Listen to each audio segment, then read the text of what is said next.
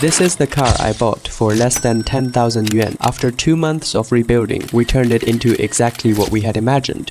With our dog by our side, we began a life lift on wheels. In this episode, follow our camera and step into a version of reality that looks a lot like an ideal life.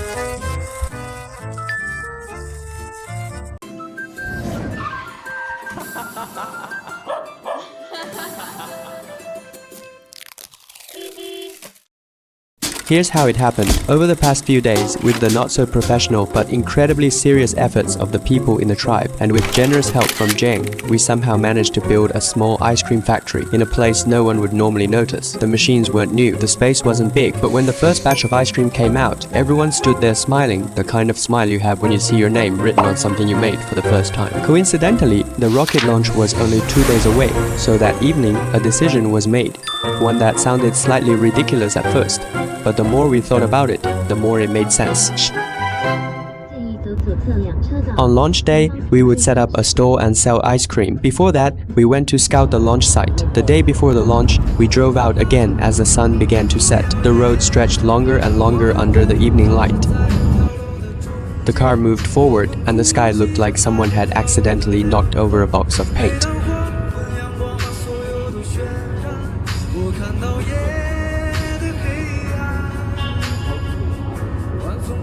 No one said anything, but we were all thinking the same thing. If tomorrow looks anything like this, then everything will be worth it.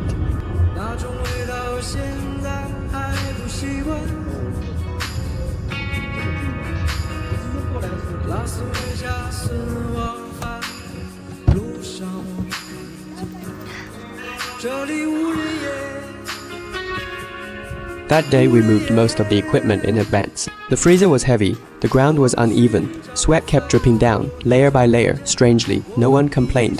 The grass field was wide, and just beyond it the sea quietly waited. When everything was finally in place, night fell. We stood there for a moment, looked up at the sky, and then went back to wait for the next day.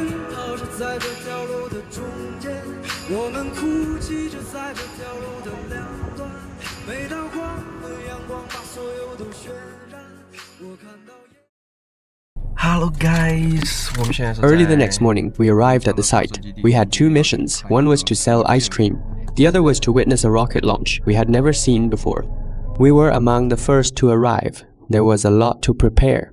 The stall slowly took shape. Equipment was carried in piece by piece.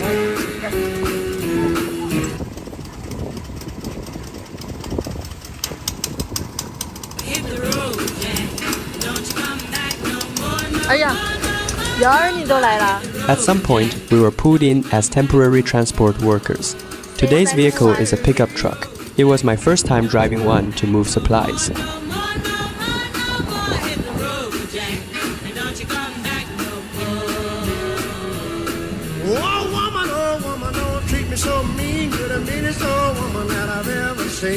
I guess if you say so, I'll have to pack my things and go. That's right, hit the road, Jack. Don't you come back no more, no more. By the time everything that needed moving was finally in place, we were done, and the real operation began. There was still time, so we rode small electric scooters around the area, searching for the best spot to film the launch at night. Don't you come back no more. Now baby, listen baby, don't you treat me this away, 'cause I'll be back on my feet someday. Don't care if you do, all it's understood. You ain't got no money, you just ain't no good. Well, I guess if you say so, I'll have to pack my things and go. That's right, hit the road, Jack. And don't you come back no more, no more, no more, no more. Hit the road, Jack. And don't you come back. As evening approached, the site started to come alive. People gathered little by little, the sky darkened. Lights in the distance flickered on. That was when I realized less than an hour remained until the launch. The feeling was hard to describe, not nervous. More like a quiet excitement, as if time itself was gently pushing us forward.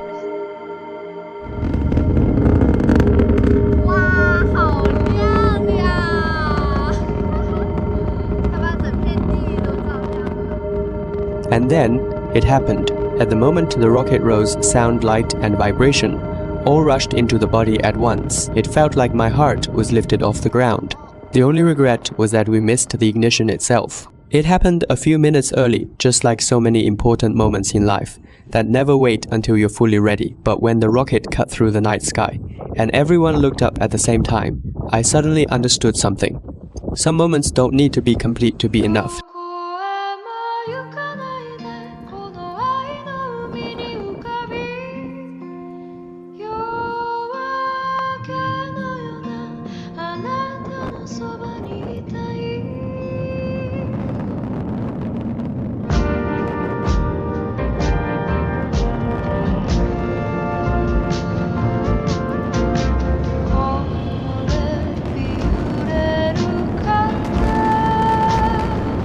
That day, we didn't sell much ice cream.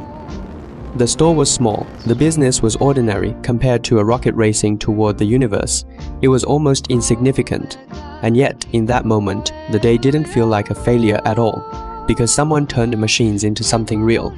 Someone took a half-joking idea seriously, and someone through dust, sweat, and waiting turned "let's try" into "we actually did it." The rocket flew toward a much farther place. We stayed on the ground, looking up. But the light from that moment still reached us. Later, I realized something else. What truly makes your eyes fill with tears is never the rocket itself. It's knowing that on one ordinary night, you once stood there, looked up at the sky, with intention for something you genuinely believed in. This is Joni's Vanlife. Don't forget to follow. Let's keep moving forward together.